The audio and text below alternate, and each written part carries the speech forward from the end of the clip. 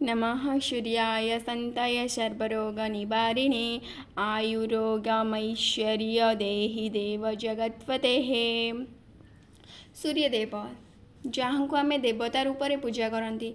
आज आम इस्रोर वैज्ञानिक मैंने ये सूर्य उपर अध्ययन करेंगे। तेणु इस्रोर वैज्ञानिक मानक अनेक अनेक धन्यवाद एवं शत शत नमन। प्रथमतः आपण मानक मनरे प्रश्न उंकी मारुथुब जे ए आदित्य L1 कौन। आदित्य L1 है अंतरिक्ष यान। यार मिशन है सूर्य उपर अध्ययन करवा। एबे आपण मानक मन को द्वितीय प्रश्न आसुथिबे जे सूर्य पाखक जी तो गले सी तो जलिଯିव। तेणु आदित्य L1 सूर्य पाखक जीव केमिति। ए अंतरिक्ष यान सूर्य पाखक जीव नहीं। आदित्य L1 पृथ्वी ठारू 1.5 मिलियन किलोमीटर दूर रे थिबो लाग्रांगियन पॉइंट चारिपाखरे एक हालो कक्षपथरे रखाजिबो। समान आपेक्षिक स्थिति सहित यह सूर्य चारिपाखरे घूरिबो एवं सूर्य को क्रमागत भाव में दृश्यमान करिबो।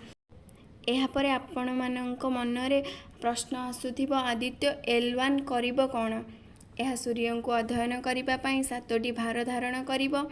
सेथि मध्यरु 4टी सूर्य ठारू आलोक को देखिबो एवं अवशिष्ट 3टी प्लाज्मा एवं चुंबकीय क्षेत्र रे पैरामीटर भाव में माप करिबो। जदि ये आदित्य L1 उपर आपण मानकर किछि प्रश्न अछि आपण माने कमेंट सेक्शन में प्रश्न पचारि पारिबे।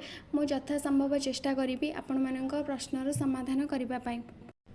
प्लीज वीडियोटी को शेष पर्यंत देखिए। लाइक कमेंट शेयर करने जमा भी भूलिए नहीं। और जदि सब्सक्राइब करना ताल सब्सक्राइब कर दिंतु।